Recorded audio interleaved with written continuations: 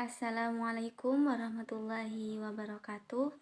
Alhamdulillahirrabbilalamin. Wassalatu wassalamu ala sayyidil mursalin wa ala alihi wa sahbihi ajmain amma ba'du. Yang saya hormati kepada pengasuh Pondok Pesantren Zainul Hasan Genggong, Kiai Haji Hasan Mutawakil Allah SHMM, dan yang saya hormati kepada Rektor Universitas Islam Zainul Hasan Genggong, Dr. Abdul Aziz Wahab MAG, dan yang saya hormati kepada Dekan Fakultas Tadris Umum beserta dosen pengampu mata kuliah metode penelitian kualitatif, yakni Ustazah Wahyu Lestari MPD, dan yang saya hormati kepada Ketua Program Studi Tadris Matematika, yakni Ustazah Eka Rahayu MPD, dan tak lupa pula kepada teman-teman sekalian. Baik, di sini saya akan menjelaskan tentang pengertian paradigma. Di sini yang pertama ada pengertian paradigma. Paradigma adalah sistem keyakinan dasar yang berlandaskan asumsi ontologi, epistemologi, dan metodologi, atau dengan kata-kata lain, paradigma adalah sistem keyakinan dasar sebagai landasan mencari jawaban atas pertanyaan apa itu hakikat realitas, apa hakikat hubungan antara peneliti dan realitas, dan bagaimana cara peneliti mengetahui realitas. Pengertian di atas disimpulkan berdasarkan pengertian dari beberapa ahli. Yang kedua, ada paradigma dan metodologi penelitian. Paradigma sebagai pandangan yang mengarahkan peneliti dalam menentukan metodologi dan juga kerangka ontologisnya, yaitu bagaimana peneliti melihat hakikat fenomena yang dihadapi, apakah fenomena itu dipandang sebagai realitas tunggal atau sebagai realitas ganda. Konsekuensi dari kedua pandangan tersebut berbeda antara satu dengan yang lain. Yang pertama, apabila realitas dipandang sebagai realitas tunggal, sesuatu yang terpisah dan objektif, sehingga dapat diteliti secara konkret dan juga terukur. Pendekatan ini menggunakan logika berpikir positivistik.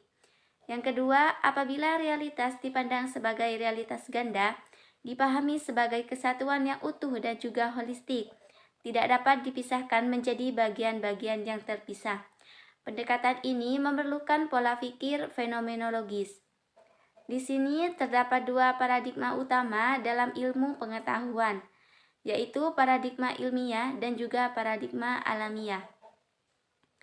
Yang pertama ada paradigma ilmiah, digunakan untuk menguji hipotesis dan juga didasarkan pada positivisme yang menganggap pengetahuan yang valid adalah pengetahuan empiris yang diolah menjadi nalar. Ini menjadi dasar dalam penelitian kuantitatif yang fokus pada pengukuran objektif dan generalisasi data. Yang kedua, paradigma alamiah digunakan untuk memahami fenomena secara mendalam dan mencari makna di balik fakta. Ini menjadi dasar dalam penelitian kualitatif yang menggunakan pendekatan interpretif atau fenomenologis, yang berfokus pada makna tindakan sosial dan juga keteraturan alami dalam masyarakat. Adapun untuk tujuan yang telah dirumuskan oleh peneliti, baik dalam penelitian kuantitatif maupun kualitatif, akan lebih jelas apabila didasari oleh pengetahuan tentang perbedaan aksioma, yaitu sesuatu pernyataan yang diterima sebagai kebenaran dan bersifat umum, tanpa memerlukan pembuktian antara paradigma ilmiah dan juga paradigma alamiah. Dalam penelitian kualitatif terdapat beberapa paradigma spesifik. Yang pertama, konstruktivisme menganggap realitas sebagai hasil konstruksi manusia yang terkait dengan nilai dan terus berkembang. Yang kedua, postpositivisme memperbaiki kelemahan positivisme dengan menerima kenyataan objektif, tetapi mengetahui keterbatasan manusia dalam memahaminya secara mutlak tanpa keterlibatan langsung. Yang ketiga, teori kritis merupakan wacana ideologis daripada paradigma yang berfokus pada cara pandang yang dipengaruhi oleh orientasi ideologi tertentu. Untuk yang ketiga, ada perbedaan paradigma kuantitatif dan juga kualitatif. Antara peneliti kuantitatif dan kualitatif terdapat perbedaan yang fundamental. Di sini saya akan membahas tentang perbedaan kuantitatif terlebih dahulu. Yang pertama menggunakan fakta yang objektif, yang kedua terfokus pada variabel-variabel, yang ketiga reliabilitas merupakan kunci, yang keempat bersifat bebas nilai, yang kelima tidak tergantung pada konteks, yang keenam terdiri atas kasus atau subjek yang banyak, yang ketujuh menggunakan analisis statistik, yang kedelapan peneliti tidak terlibat. Selanjutnya yang kualitatif, yang pertama mengkonstruksi realitas sosial untuk mendapatkan pemahaman yang mendalam. Yang kedua berfokus pada proses interpretasi dan peristiwa-peristiwa atau kejadian-kejadian itu sendiri, bukan pada variabel-variabel. Yang ketiga, keaslian merupakan kunci sehingga dikatakan sebagai penelitian alamiah. Yang keempat, nilai hadir dan nyata tidak menjadi bebas nilai. Yang kelima, terikat pada situasi, terikat pada konteks, tidak menjaga jarak dan tidak bebas dari yang diteliti karena ingin mengetahui persepsinya atau dengan kata lain, ingin mengetahui persepsi subjektif dari yang diteliti. Yang keenam, terdiri atas sedikit kasus atau subjek, tidak perlu meneliti banyak kasus atau subjek. Yang ketujuh, bersifat analisis tematik. Yang kedelapan, peneliti terlibat. Peneliti tidak mengambil jarak agar peneliti benar-benar memahami persepsi subjek yang diteliti terdapat suatu fenomena. Untuk yang keempat, ada kerangka berpikir kualitatif dan juga kuantitatif. Yang pertama, kerangka berpikir kualitatif.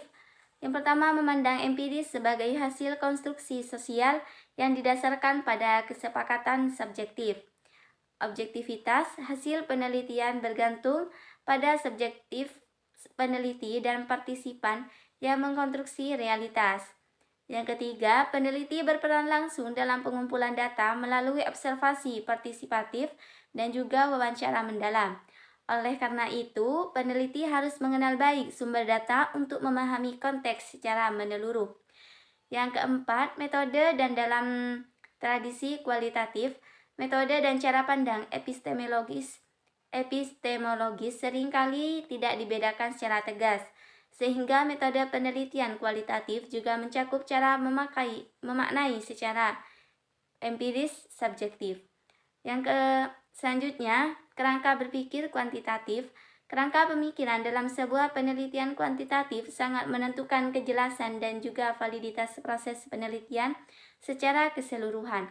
Melalui uraian dalam kerangka berpikir, peneliti dapat menjelaskan secara komprehensif variabel-variabel apa saja yang diteliti, dari teori apa variabel diturunkan, serta mengapa variabel itu yang diteliti. Yang kelima, kapan memilih pendekatan kuantitatif atau kualitatif. Di sini yang pertama, penggunaan metode kualitatif. Yang pertama, jika masalah penelitian sudah jelas. Yang kedua, peneliti ingin mendapatkan informasi yang luas dari suatu populasi. Yang ketiga, bila ingin diketahui pengaruh perlakuan atau treatment tertentu terhadap yang lain. Yang kelima, bila peneliti bermaksud menguji hipotesis penelitian. Yang keenam, bila peneliti ingin mendapatkan data yang akurat. Yang ketujuh, bila ingin menguji terhadap adanya keraguan-keraguan tentang validitas pengetahuan, teori dan produk tertentu. Selanjutnya, pengetahuan metode kualitatif jika masalahnya penelitian belum jelas. Yang kedua, untuk memahami makna di balik data yang tampak. Yang ketiga, untuk memahami interaksi sosial. Yang keempat, memahami perasaan orang. Yang kelima, untuk mengembangkan teori. Yang keenam, untuk memastikan kebenaran data. Yang ketujuh, meneliti sejarah perkembangan. Selanjutnya, yang ketiga, ada metode kombinasi antara kualitatif dan juga kuantitatif. Yang pertama, peneliti ingin melengkapi hasil penelitian kuantitatif yang diperkaya dengan data-data kualitatif yang tidak bisa digali dengan metode kuantitatif. Yang kedua, peneliti ingin hasil penelitian kualitatif dapat diberlakukan pada populasi yang lebih luas. Yang ketiga, peneliti ingin mendapatkan data yang lebih komprehensif yang dapat dicari dengan metode kuantitatif dan kualitatif dalam waktu yang sama. Yang kelima, peneliti ingin melakukan penelitian yang bersifat proses. Yang keenam, peneliti ingin melakukan penelitian tindakan. Yang ketujuh, peneliti ingin melakukan penelitian untuk menghasilkan produk yang terus dengan metode. Itu saja yang dapat saya sampaikan. Apabila ada kesalahan, saya mohon maaf yang sebesar-besarnya. Assalamualaikum warahmatullahi wabarakatuh.